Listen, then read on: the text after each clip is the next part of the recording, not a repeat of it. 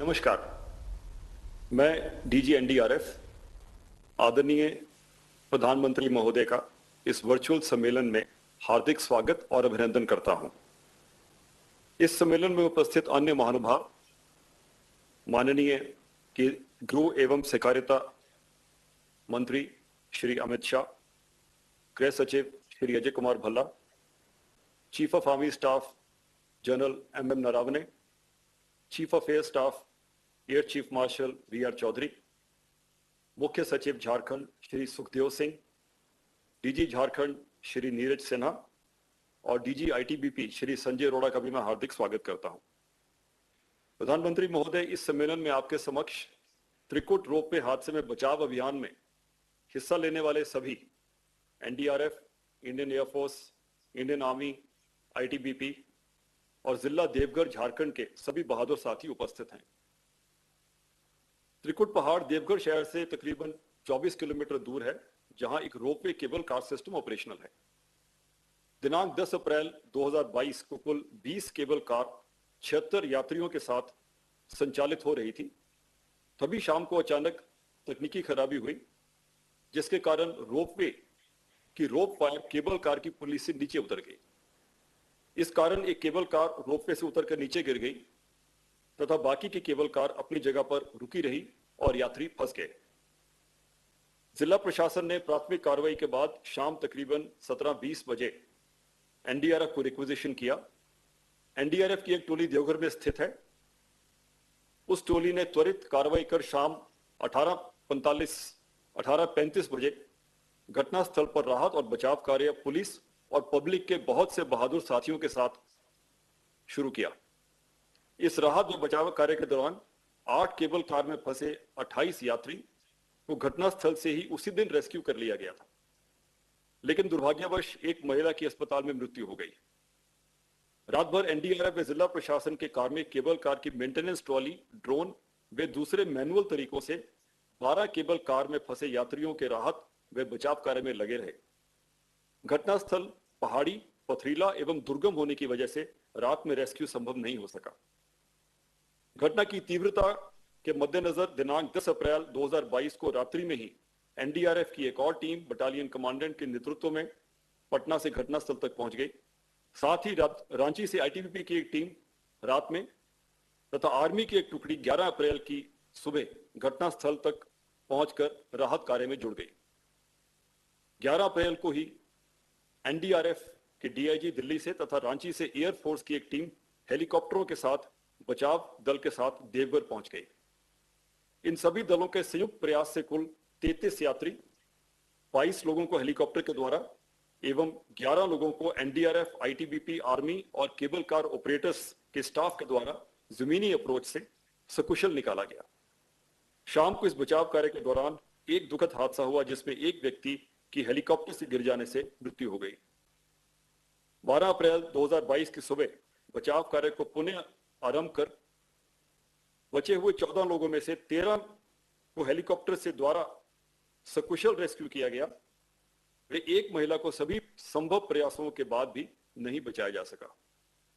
इस प्रकार दिन और रात की अत्यंत विषम परिस्थितियों में NDRF, Indian air force, army, ITBP और जिला प्रशासन देवघर के कार्मिकों ने संयुक्त रूप से तकरीबन 48 घंटे राहत और बचाव कार्य करते हुए कुल 76 में से 73 लोगों को सकुशल बचाया। इस पूरे अभियान को गृह मंत्रालय और एनडीआरएफ हेडक्वार्टर्स द्वारा 24/7 मॉनिटर किया गया तथा समन्वय बनाते हुए ऑपरेशन को अंजाम दिया गया। अब मैं माननीय गृह एवं सहकारिता मंत्री श्री अमित शाह जी से विनती करता हूं कि अपना संबोधन करें।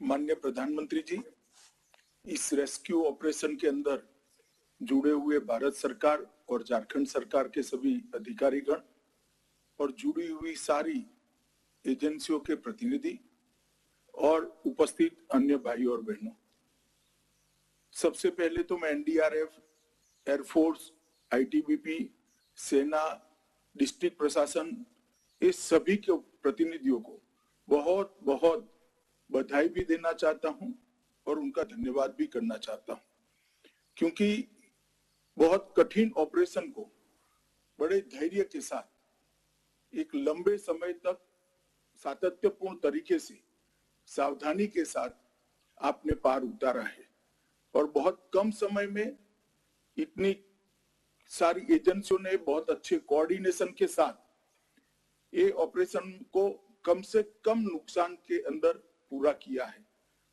पूरे देश की सांसें अधर में लटकी हुई थी जब त्रिकुट की पहाड़ी पर इतने सारे यात्री फंसे हुए थे, परंतु 2 दिन लंबे इस ऑपरेशन को धैर्य और कुनेह के साथ आप सभी ने बहुत अच्छे तरीके से पूरा किया है। इसके लिए आप सभी अभिनंदन के अधिकारी हैं और जो लोग बचकर आए हैं इसको भी मैं बहुत बहुत बधाई देना चाहता हूं।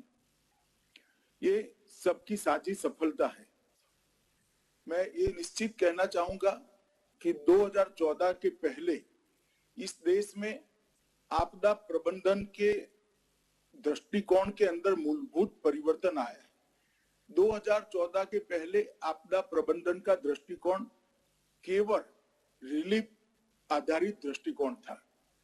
नरेंद्र मोदी जी के प्रधानमंत्री बनने के बाद 14 के बाद आपदा प्रबंधन के दृष्टिकोण के अंदर मानव जीवन को बचाने का दृष्टिकोण अहमियत में आया और ढेर सारी एक्सरसाइज के बाद आज एनडीआरएफ, एसडीआरएफ, डिस्ट्रिक्ट कलेक्टर और गांव तक एक पूरी ऐसी हायरार्की का निर्माण हुआ है जो कठिन से कठिन आपदा के समय एक मुश्त होकर इनके अभ्यास के आधार पर कोऑर्डिनेट तरीके से काम करती है और लोगों को बचाने के लिए हर समय अहरनिश तैयार रहती है।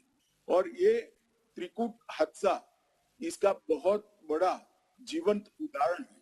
बहुत कम समय के अंदर एनडीआरएफ, एसडीआरएफ, आईटीबीपी, सेना, डिस्ट्रिक्ट प्रशासन, पुलिस प्रशासन सब ने कोऑर्डिनेशन के साथ अपने अपने रोल निभाते हुए एक कठिन से कठिन ऑपरेशन को सफलतापूर्वक समाप्त किया।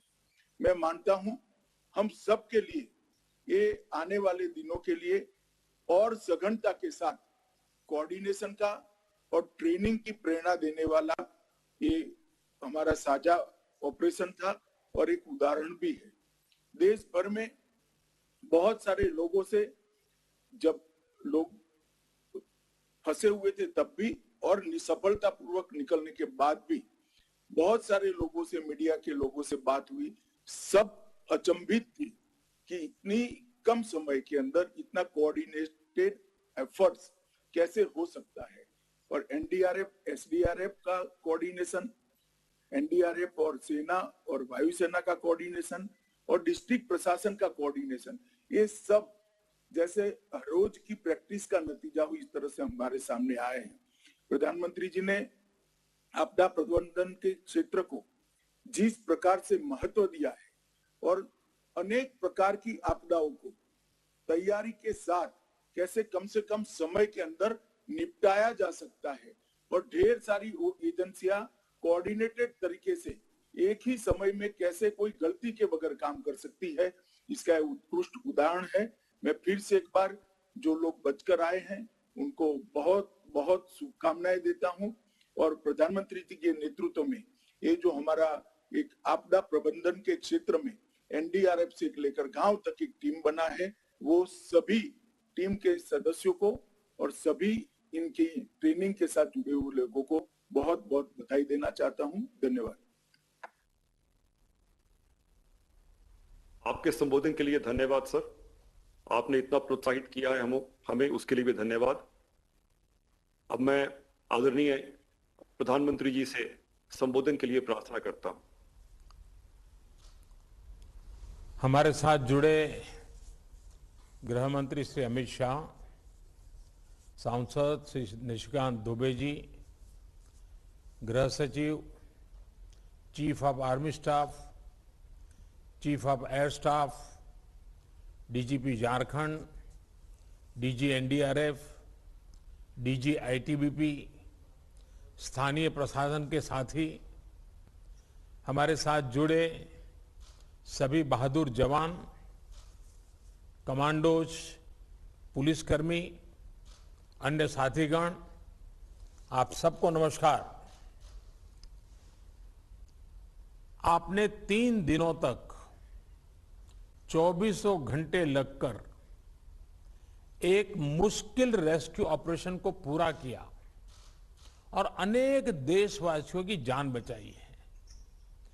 पूरे देश ने आपके साहस को सराहा है। मैं इसे बाबा बैद्यनाथ जी की कृपा भी मानता हूं। हालांकि हमें दुख है कि कुछ साथियों का जीवन हम नहीं बचा पाए। अनेक साथी घायल भी हुए हैं। पीड़ित परिवारों के साथ हम सभी की पूरी संवेदना है। मैं सभी घायलों के जल्द स्वास्थ्य होने की कामना करता हूं। साथियों, जिसने भी इस ऑपरेशन को टीवी माध्यमों के देखा है, वो हैरान था, परेशान था। आप सभी तो मौके पर थे। आपके लिए वो परिस्थितियां कितनी मुश्किल रही होगी, इसकी कल्पना की जा सकती है। लेकिन देश को गर्व है कि उसके पास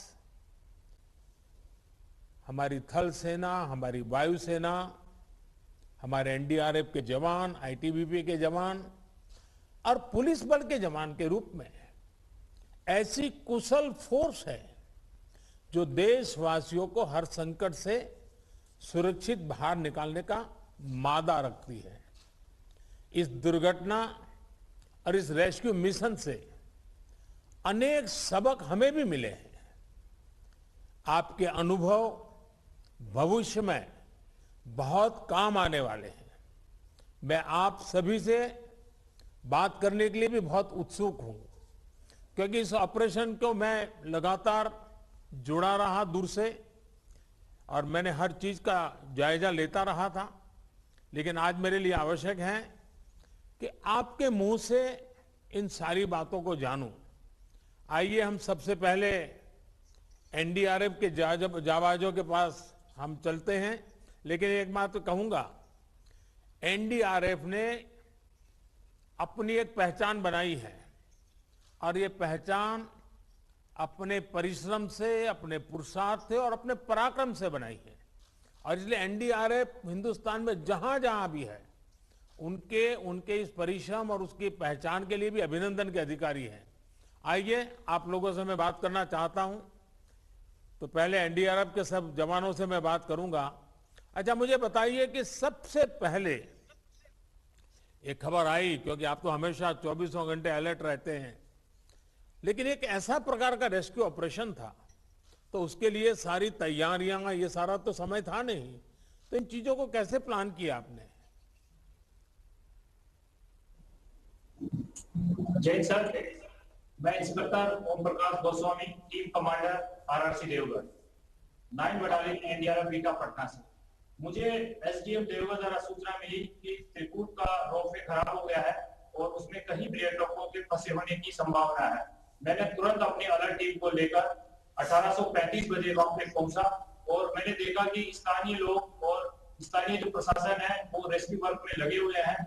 हमारी टीम भी तुरंत समय खराब किए बिना रेस्क्यू वर्क में जुट गई और उसी दौरान हमने एक पुरुष और एक घायल महिला को रेस्क्यू किया और सुरक्षित मेंटेनेंस ट्रॉली के माध्यम से उसको नीचे लेके आए और फर्स्ट एड देने के बाद उसको फर्दर हॉस्पिटलाइज कर दिया गया। उसके बाद मैं एज ए टीम कमांडर गया और टीम घटनास्थल का मैंने जायजा लिया। देखा कि अंधेरा काफी हो चुका था और जो फंसी हुई जो ट्रॉलियां थी ग्राउंड लेवल से काफी हाइट पे थी, तो उस समय में ऑप्स करना बड़ा मुश्किल लग रहा था। तो हमें जिला प्रशासन से निर्देश मिला कि अभी रात में जो फंसी हुई ट्रॉलियां हैं उनको खाना और पीना की व्यवस्था करना है। तो हमारे जवानों द्वारा इमरजेंसी ट्रॉली, जो कि फंसी हुई ट्रॉली के समानांतर लगी हुई है, उसी ट्रॉली में राशन लेके हमारे जवान गए और सभी से बात की।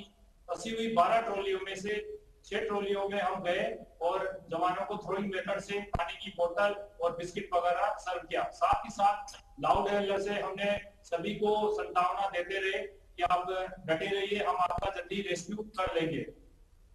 नेक्स्ट ये कार्रवाई हम लोग रात भर करते रहे।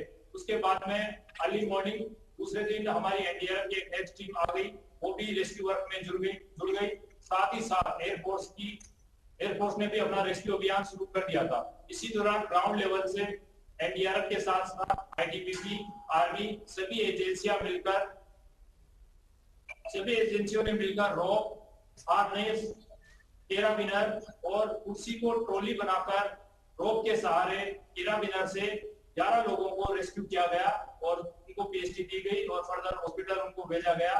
और इस दौरान रात में भी एनडीआरएफ दूसरे दिन भी सेम जो फर्स्ट दिन कार्रवाई की वही उन्होंने पानी और भोजन की व्यवस्था कंटिन्यू करते रहे। और नेक्स्ट तीसरे दिन एयरफोर्स ने अपना काम किया और रेस्क्यू खत्म किया। सर लास्ट में मैं यही कहना चाहता हूं कि ये ऑपरेशन बहुत ही कठिन था, लेकिन हमारी जितनी भी एजेंसियां ग्राउंड पे काम कर रही थी उनके आपसी तालमेल समन्वय से ही ये ऑपरेशन खत्म हो पाया है। और सर हमारा एनडीआरएफ का एक मोटो है, आपदा सेवा सदैव सर्वत्र, उसमें हम सफल रहे हैं। Thank you sir. जय हिंद सर। ओम प्रकाश जी, आप लोग तो इस साहस से भरे हुए हैं, ट्रेनिंग भी है, ये तो एक बिल्कुल ही इस प्रकार का कभी ट्रेनिंग में आया नहीं, एक प्रकार से नए प्रकार की चुनौती आई। अच्छा, ट्रॉली के अंदर फंसे लोगों का हौसला बनाकर रखना भी एक बहुत बड़ी चुनौती था। क्या आपको उसको भी हैंडल करना पड़ा क्या? ट्रॉली में जो लोग फंसे थे कि वो शिकायत करते होंगे, चिल्लाते होंगे, रोते होंगे, बड़ी कठिनाई से गुजार रहे होंगे। जी सर इसमें जो मेंटेनेंस ट्रॉली थी उसी में हमारे रेस्क्यूअर्स बैठे और जो कि किसी भी ट्रॉली के समानांतर जो रोप लगी हुई थी उसी ट्रॉली में हमारे रेस्क्यूअर गए और उसका डिस्टेंसिंग कम से कम 20 मीटर का था। तो उसी से हमारे रेस्क्यूअर ने उनसे बात की कि आप ठीक है, कितने लोग हैं, बच्चे हैं, लेडीज हैं, वो सारी बात करते हुए 12 ट्रॉलियों से टोटल बात हुई। लेकिन जो फूड की व्यवस्था है वो 6 ट्रॉलियों में हम पहुंच पाए। बाकी 6 ट्रॉलियों की हाइट बहुत ज्यादा होने की वजह से हम बोतल वगैरह या फूड पैकेट उनके पास थ्रो नहीं कर पाए। आपके एनडीआरएफ के सभी जवानों को मेरी तरफ से बधाई है। आपके साहस को पूरा देश सराह रहा है। अच्छा, इतने सारे तारों के बीच वायुसेना के हेलीकॉप्टर्स की तस्वीरें कभी भुलाई नहीं जा सकती हैं। मैं एयरफोर्स के साथियों से भी बात करूंगा, जरा वायुसेना के साथियों में से मैं बातचीत करना चाहूंगा। ओम प्रकाश जी, बैठिए आप। सर जय हिंद सर, मैं group captain YK Kandalkar 157 helicopter unit air force station Barrackpore से हूँ। हमें इस घटना की सूचना 10 तारीख को रात को 11 बजे के आसपास मिली।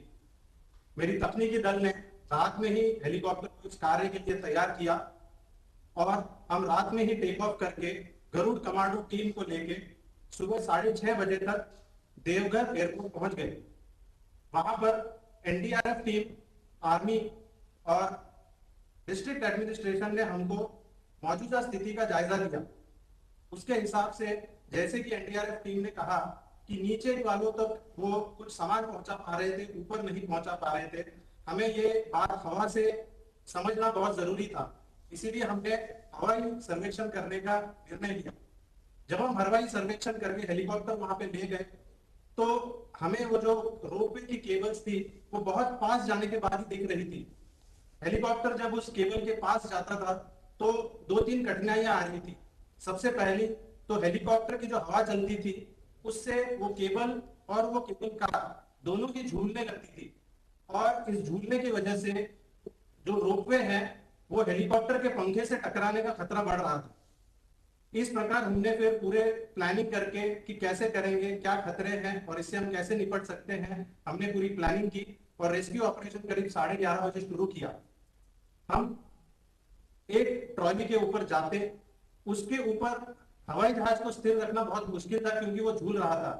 मेरे फ्लाइट गनर हवाई जहाज का दरवाजा खोल के ट्रॉली को देखते और मुझे निर्देश देते कि ट्रॉली कहाँ जा रही है। उस हिसाब से हम हेलीकॉप्टर को वहां पे रखने की कोशिश करते।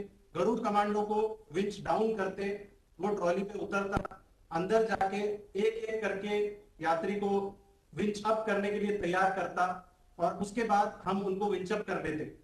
उसके बाद अगर उनको मेडिकल रिक्वायरमेंट जरूरत हो तो हम तुरंत ही उनको हेलीपैड ले जाते, वरना हम रेस्क्यू ऑपरेशन कंटिन्यू करते। इस तरह से एक एक करके हमने टोटल 10 केबल कार, पहले दिन 22, अगले दिन बचे हुए सबको निकाला। टोटल 10 कार में से हम 35 लोगों को बचा पाए।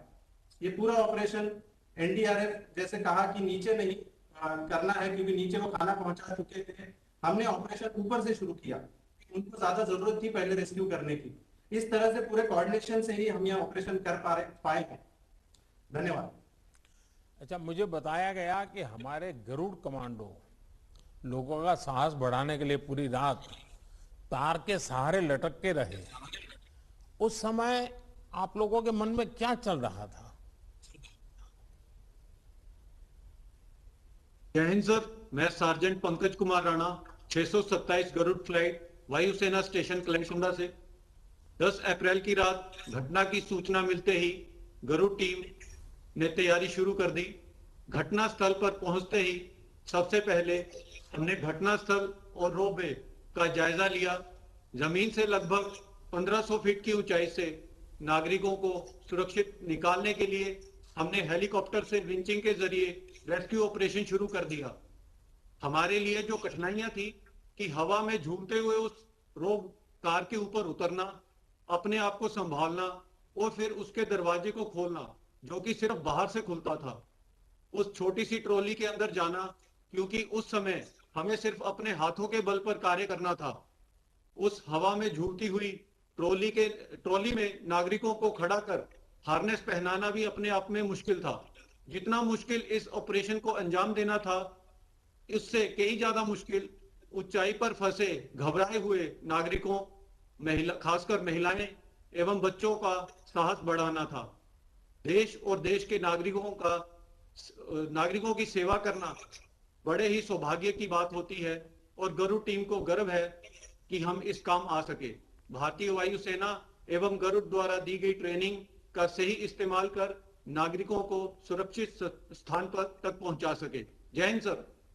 देखिए, वायुसेना के हमारे हेलीकॉप्टर लेके संभालने वाले लोग हो या तो आप गरुड़ वाले लोग हो, आप सब ने एक प्रकार से भारतीय वायुसेना के सामर्थ्य और अद्भुत कौशल का परिचय दिया है। अपनी जान जोखिम में डालकर दूसरों की जान बचाई है। मैं एयरफोर्स के सभी साथियों को बहुत बहुत उनकी भूरी भूरी प्रशंसा करता हूं। मुझे बताया गया है कि हमारे सांसद भी श्रीमान निशिकांत जी भी जुड़े हुए हैं। उनके साथ भी कुछ ऐसे लोग हैं जिन्होंने राहत कार्यों में उत्तम मदद की। नागरिकों का ये योगदान भी बहुत बड़ा होता है। आइए हम वहां चलते हैं। कौन बात करेंगे वहां नागरिकों में से? पन्ना लाल जी है सर, जो आपके बहुत बड़े फैन भी हैं और इन्होंने 22 लोगों की जान बचाई है। 76 में से 22 लोगों की जान इन्होंने बचाई सर, और ये बात करेंगे सर। हाँ पन्ना लाल जी बताइए। हमारे प्रधानमंत्री जी का 10 तारीख को आप क्या करते हैं पन्ना लाल जी? हम एक छोटा कर्मचारी है बताइए। तो 10 तारीख को एक घटना हुआ, 4:30 घटना हुआ। तो वहाँ पुलिस आने के बाद हम लोग का सबके हटाने के बाद तो हटा के तो लोग कुछ कर नहीं पाए। अपना सुरक्षा सीख दिया तो वो फिर हम लोग का साथ दिया। तो 4:30 बजे 5 में पहुंच गया। 5 में पहुंचने के बाद तो हम 4 के दिन खाली 416 आदमी, 16 में तो बच्चा का 18 आदमी खाली के तक अंधेरा हो गया। अंधेरा होने के बाद तो हम लोग तो थोड़ा हेलीकॉप्टर आया तो हम लोग का साथ निकल गया। तो लोग सोच के हेलीकॉप्टर 2 बार आया, 2 बार तो फिर 12:30 हम लोग पानी चिरा रहा था, पानी को खाना था। फिर हमने सांस लिया, संसद मोदी जी वाला कैसे होगा तो ठीक है बताते हैं। और फिर एक जब होता है तो व्यक्ति जवान सब पूरा काम देख कर व्यक्ति जवान करूंगा। पन्नालाल जी, वैसे तो रेस्क्यू के लिए बड़ी ट्रेनिंग चाहिए। आपने इतना सारा काम किया, आपने कहीं से कोई ट्रेनिंग ली थी क्या? कहाँ से सारा कर गया, क्या हुआ, रस्सी पर सहारे से रख गया तो हम लोग खींचता गया। देखिए, आप सब जो नागरिक वहां बैठे हैं, आप सबने खुद रात रात काम किया है। दूसरों की मदद और सेवा भाव, ये हमारी परंपरा, हमारी संस्कृति का अभिन्न हिस्सा है।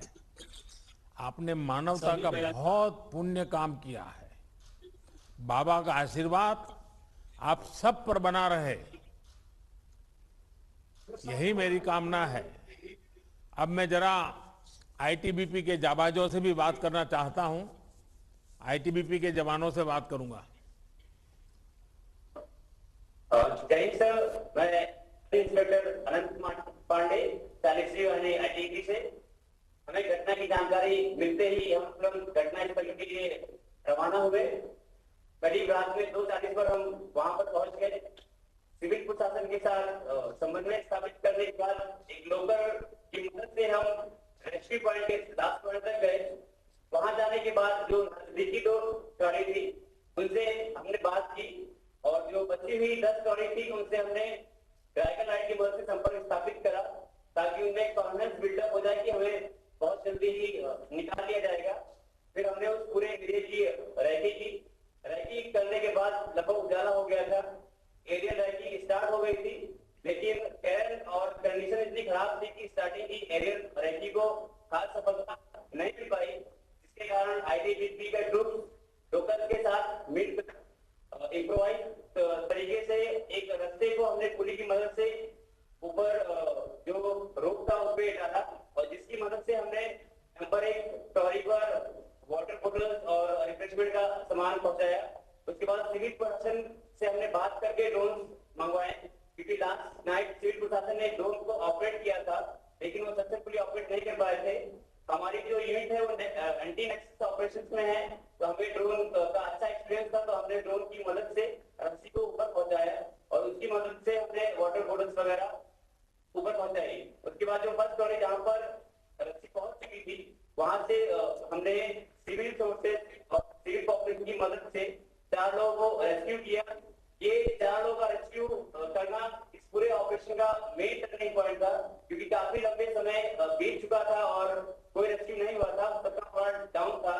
वहां उस कंडीशन में हमारा सबका मोरल बहुत अप हुआ और फिर एक ऑपरेशन में फ्लो आ गया और फिर कंटिन्यू हमारे एलिट्स ने लोगों को रेस्क्यू करना स्टार्ट कर दिया। उसके बाद जिन ट्विस्टर को रेस्क्यू किया जा रहा था उसके लिए हमारी medical team last rescue point पर हेलीपैड पर अवेलेबल थी, जिनको की प्राथमिक उपचार दिया जा रहा था। और कैर इतना खराब था कि सर 4 लोग जो ऊपर चढ़ चुके थे वो नीचे नहीं आ रहे थे, तो हमारी आईटीबीपी के ग्रुप ने उनको वहां तक वाटर बोतल रिफ्रेशमेंट के सामान बिस्किट और केक वगैरह पहुंचाए। और नीचे भीड़ बहुत ज्यादा होने के कारण हमने अपनी छोटी टुकड़ी सिक्योरिटी में लगा दी थी ताकि कोई भी सिचुएशन पैनिक ना हो, सबको अपने कॉन्फिडेंस पे रखें। और अंत में मैं यही कहना चाहूंगा कि आपके संबोधन से हम सब में एक नई ऊर्जा का संचार हुआ है और मैं सभी का धन्यवाद व्यक्त करता हूँ। और भारतीय तिब्बत सीमा पुलिस अपने देशवासियों के लिए सर्वप्रथम और सदैव तत्पर रहेगी। जय हिंद सर, थैंक यू। देखिए, इस दुर्घटना में बच्चे भी फंसे थे। क्या उनके लिए आप लोगों ने अलग से कोई रणनीति बनाई थी क्या बच्चों के लिए?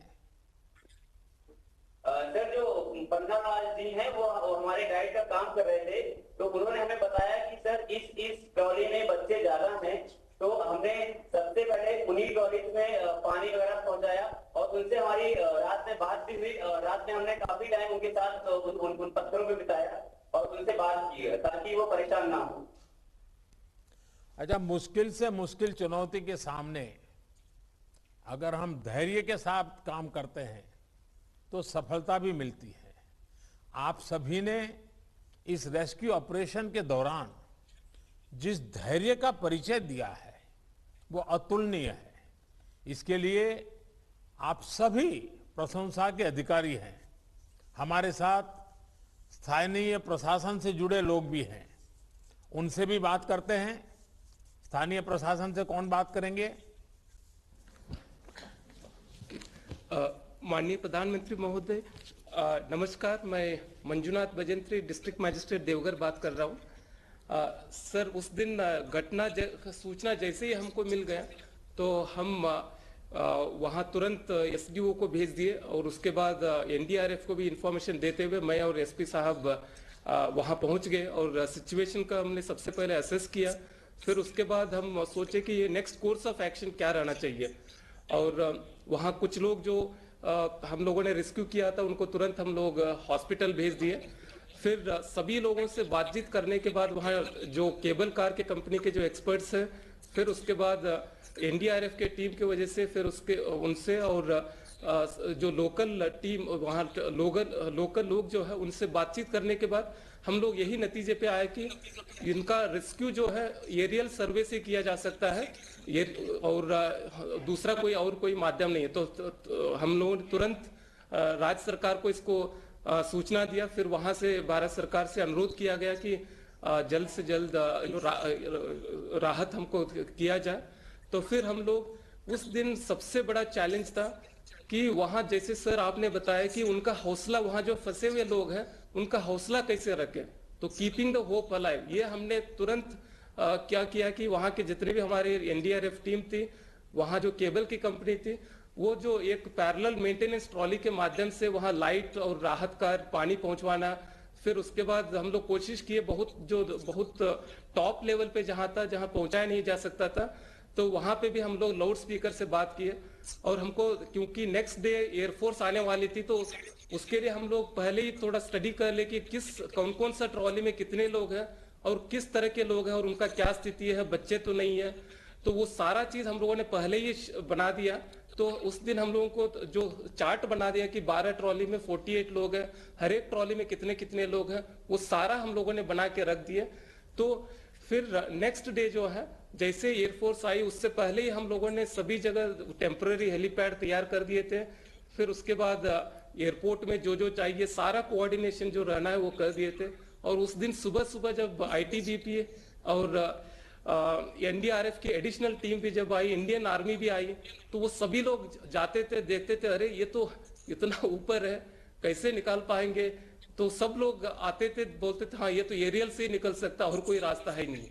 तो फिर हम लोगों ने एयरफोर्स जब आई सर तो इसका रेस्क्यू शुरू हुआ। उस दिन 33 लोगों का जो फर्स्ट डे रेस्क्यू हुआ। और उस दिन सर एक घटना मैं बताना चाहता हूँ कि सुबह सुबह मुझे लगभग 4 बजे जो कॉल आया, क्योंकि हमने भी रात को जिन जिन से कॉल हुआ था उन सब से बात किए थे, तो एक व्यक्ति बोले कि सर हमको जल्दी निकालिए ना, क्योंकि हमको सुबह सुबह हमारे घर में बच्चे का स्कूल बोर्ड एग्जाम है। तो मैंने उससे मुझे कॉन्फिडेंस भी आया कि इनको पूरा हौसला है, हम लोगों ने जो भी दिया है वो सारा चीजें इन लोगों के पास। फिर और एक व्यक्ति ने जो रात को 2 बजे हमने फोन किया था, तो वो सुबह लगभग 4 या 5 बजे मुझे फोन करके वो बताया कि आप बता रहे हैं कि हेलीकॉप्टर आ रही है, ये क्या नौटंकी चल रही है, हमको क्यों नहीं आ रही है। तो सर हमने बताया कि नहीं नौटंकी नहीं, हम लोग तो आने वाली है, जैसे सनराइज होगा तो आएगा। तो उन्होंने बताया कि जल्दी से, हम कब तक बैठे रहेंगे यार, जल्दी से बुलाए। तो फिर हमको लगा कि इनका सभी का हौसला है और इनका होप पूरा है और हम लोग कर पाएंगे सर। और इसके माध्यम से फिर बाद में हम लोगों ने सारे ब्रीफिंग, जिसको मीडिया को भी जो प्रॉपर कम्युनिकेशन होना चाहिए वो सारा चीज किए। और जितने भी मल्टी एजेंसीज है सर, एनडीआरएफ, इंडियन एयरफोर्स, फिर उसके बाद आईटीबीपी, इंडियन आर्मी, इन सब के साथ समन्वय बनाया सर। फिर नेक्स्ट डे जो है हम लोग रिमेनिंग लोगों को भी किया सर। और उस दिन जब एक व्यक्ति को नहीं बचा पाए, तब तक सनसेट हो रही थी, तो हमने अनुरोध किया कि आज इसको क्लोज किया जाए, नेक्स्ट डे हम लोग करें। और रात के दौरान हम लोग फिर से ड्रोन से उनको जो भी खाना वाना, पानी, जितना लोगों को हम लोग पहुंचाया जा सकता पहुंचाए सर। और फिर उसके बाद लास्ट डे जो है ये किया गया सर। और इसके लिए सर मैं जिला प्रशासन की तरफ से सर आपको बहुत बहुत धन्यवाद देता हूं सर। और जितने फोर्सेस सभी लोग आए थे उन सभी लोगों को बहुत बहुत धन्यवाद देता हूं सर। Thank you sir. Manjunath ji, आपका तो टेक्नोलॉजी का बैकग्राउंड रहा है, इस रेस्क्यू ऑपरेशन में आपकी इस पढ़ाई का भी उपयोग हुआ क्या? यस सर, क्योंकि सर प्लानिंग में हम सोच रहे थे कि सर वहाँ वो जो इतना स्टीफ क्लिफ था ऑलमोस्ट 90 डिग्री, और वो जो 45 डिग्री एंगल पे वो रोपे था, तो उस समय लग रहा था कि सही में इवन जब अगर एयरफोर्स भी आएगी थी हम लोग कैसे कर पाएंगे, वो चिंतित थे हम। उसके बाद जो हमको प्लानिंग में खासकर यूज हुआ सर, उस समय रात को ही हम लोग पहले ही पूरा तैयारी करके रख दे, एक एक ट्रॉली में क्या क्या कौन लोग हैं और उनका क्या स्थिति है, ताकि सुबह रेस्क्यू करते वक्त उनको पता चले कि कहाँ बच्चे हैं, कहाँ महिलाएं हैं, तो वहां ज्यादा फोकस करें सर। और इतना ही नहीं सर, वो उसका हम लोगों ने वीडियो बनाया, जो ट्रॉली जो है हर एक ट्रॉली का उसका डायमेंशन रफ और पूरा 360 डिग्री एंगल, और वो इंडियन एयरफोर्स के हम लोगों के जो ग्रुप कैप्टन साहब थे उनको दे दिया सर, ताकि वो लोग अपना स्ट्रैटेजी बना पाए, कैसे किस तरफ आउटसाइड डोर है, कितना केबल से जो सी है उसको अंदर कैसे जाना है, उन्होंने उसकी स्ट्रैटेजी बना के वो लोग कर पाए सर। देखिए, इस तरह के हादसे दोबारा ना हो ये बहुत जरूरी है। इस हादसे से जुड़े जो भी आपके अनुभव है उसकी जानकारी बहुत अहम होगी। स्थानीय प्रशासन के अन्य लोगों को भी आप मेरी तरफ से साधुवाद दीजिएगा। अब मैं अपनी थल सेना के जाबाजों से बात करना चाहता हूं। आइए थल सेना के सब जवानों से बात करते हैं। जय हिंद सर, मैं brigadier Ashwini Nair, deputy GOC 23 infantry div. हमारा कॉलम 10 ऑफिसर्स, 9 जेसीओस, 97 ओआर। हम सुबह 4 बजे 11 अप्रैल को घटनास्थल पर पहुंचे। पहुंचते ही डिस्ट्रिक्ट एडमिनिस्ट्रेशन, डीसी साहब, एसपी साहब ने हमारे कॉलम को ब्रीफिंग दी कि इस समय 12 ट्रॉलीज में 48 नागरिक फंसे हुए हैं। हमने तुरंत उसी समय मेंटेनेंस ट्रॉली के जरिए सभी ट्रॉलीज की रैकी की। दूसरी रैकी सुबह होने के बाद 6:30 बजे की गई। फिर हमने सभी एजेंसीज के साथ कोऑर्डिनेट करके ये प्लान बनाया कि जो पहली 4 ट्रॉलीज हैं उनकी हाइट लगभग 150 से 200 फीट थी। तो हमने ये प्लान बनाया कि इनको हम मैनुअल इंटरवेंशन से, हमारे कमांडोज और हमारे घातक, इनको हम वापस निकालेंगे। और बाकी जो 8 ट्रॉलीज हैं जो कि 600 से 2000 फीट की हाइट पर थी, उनको भारतीय वायुसेना उनको विंचिंग ऑपरेशन से निकालेगी। इसके लिए हमारे घातक जाबाज जो पाइलन था उसको 200 फीट ऊपर चढ़े और फिर रोपवे के साथ क्रॉल करते हुए ट्रॉली तक पहुंचे। ट्रॉली का दरवाजा खोला और लोगों से मिलके वहां से 200 फीट नीचे तक हमने रोपवे डाला और वहां से नागरिकों को कंट्रोल्ड रूप से बांध के स्लिदर कराया और इस तरह से 11 नागरिक पहली 4 ट्रॉली से निकाले। उसके साथ साथ मेडिकल टीम्स जो मेकशिफ्ट हेलीपैड पर थी उनके साथ कोऑर्डिनेट किया ताकि एयरफोर्स के जो हेलीकॉप्टर्स हैं उनको शॉर्टेस्ट डिस्टेंस पे एक शटल मिल सके। और सभी एजेंसीज ने, ITBP, air force, army, NDRF, local administration, सभी ने मिलकर इसको एक बहुत ही कोऑर्डिनेटेड ढंग से इस ऑपरेशन को अंजाम दिया। जय हिंद सर। ये बहुत ही अच्छी बात है कि आप सभी ने तेजी से काम किया और बहुत ही कोऑर्डिनेटेड ढंग से किया, प्लानिंग करके किया। और मुझे बराबर है, जब पहले दिन शाम को ही खबर आई, फिर ये खबर आई कि भाई हेलीकॉप्टर ले जाना कठिन है क्योंकि हेलीकॉप्टर का वाइब्रेशन है, उसकी जो हवा है उसी से कहीं तार हिलने लग जाए, ट्रॉली में से लोग कहीं बाहर गिरने लग जाएं, तो हेलीकॉप्टर ले जाना के वो भी चिंता का विषय था। रात भर तो उसी की चर्चा चलती रही। लेकिन इन सब के बावजूद भी मैं देख रहा हूं कि जिस कोऑर्डिनेशन के साथ आप लोगों ने काम किया, और मैं समझता हूं कि इस तरह की आपदा में समय, रिस्पॉन्स टाइम एक बहुत महत्वपूर्ण फैक्टर होता है। आपकी तेजी ही ऐसे ऑपरेशन की सफलता या विफलता तय करती है। वर्दी पर लोगों की बहुत आस्था होती है। संकट में फंसे लोग जब भी आपको देखते हैं, चाहे एनडीआरएफ का यूनिफॉर्म भी अब परिचित हो गया है, आप लोगों का तो परिचित है ही है, तो उनको विश्वास हो जाता है कि अब उनकी जान सुरक्षित है। उनमें नई उम्मीद जग जाती है। आपकी उपस्थिति पर ही उम्मीद का, हौसले का काम यानी एक प्रकार से शुरू हो जाता है। वरिष्ठ नागरिकों और बच्चों का ऐसे समय में विशेष ध्यान रखना बहुत आवश्यक रहता है। और मुझे इस बात का संतोष है कि आपने अपने प्लानिंग में और ऑपरेशन की प्रक्रिया में इस बात को बहुत प्राथमिकता दी और बहुत अच्छे ढंग से उसको किया। आपकी ट्रेनिंग भी बहुत बेहतरीन है। एक प्रकार से इस फील्ड में पता चल गया कि कितनी बढ़िया ट्रेनिंग आपकी है और आप कितने साहसिक हैं और किस प्रकार से आप अपने आप को खपा देने के लिए तैयार होते हैं। हर अनुभव के साथ हम लोग भी देखते हैं कि आप लोग अपने आप को सशक्त करते जा रहे हैं। एनडीआरएफ सहित तमाम बचाव दलों को आधुनिक विज्ञान, आधुनिक उपकरणों से लैस करना, ये हमारी प्रतिबद्धता है।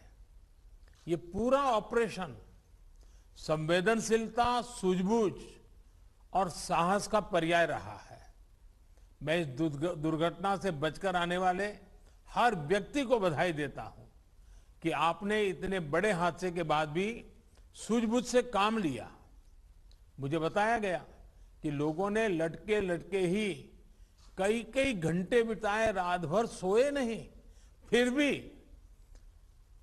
इस सारे ऑपरेशन में उनका धैर्य, उनकी हिम्मत, ये ऑपरेशन में बहुत बड़ी बात है। आप सभी अगर हिम्मत छोड़ देते सारे नागरिक, तो ये परिणाम शायद इतने सारे जवान लगने के बाद भी उसको नहीं ले पाते। तो इसलिए जो फंसे हुए नागरिक थे, उनकी हिम्मत का भी बड़ा महत्व रहता है। आपने खुद को संभाला, लोगों को हिम्मत दी और बाकी का हमारी बचाव कर्मियों ने पूरा कर दिया। और मुझे खुशी की बात है कि वहां के नागरिक, उस इलाके के, उन्होंने जिस प्रकार से 24 घंटे रात रात रह करके सारी आप लोगों की मदद की, वहां जो भी कर सकते हैं करने का प्रयास किया, जो भी उनके पास समझ थी, साधन थे, लेकिन समर्पण बहुत बड़ा था इन नागरिकों का। ये सारे नागरिक भी अभिनंदन के अधिकारी हैं। देखिए, हाँ, इस आपदा ने एक बार फिर ये स्पष्ट कर दिया है कि जब भी देश में कोई संकट होता है तो हम सब मिलकर एक साथ जब उन संकट से मोर्चा लेते हैं और उस संकट से निकलकर दिखाते हैं। सबके प्रयास ने इस आपदा में भी बहुत बड़ी भूमिका निभाई है। मैं बाबा धाम के स्थानीय लोगों की भी प्रशंसा करूंगा कि जैसे उन्होंने इस प्रकार से पूरी मदद की है। एक बार फिर प्रभावित परिवारों के प्रति संवेदना व्यक्त करता हूं। सभी घायलों की जल्द से जल्द स्वास्थ्य लाभ की कामना करता हूं।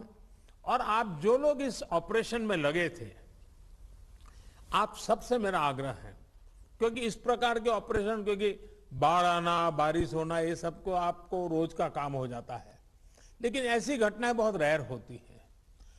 इसके विषय में जो भी अनुभव है उसको बहुत ढंग से आप लिख लीजिए।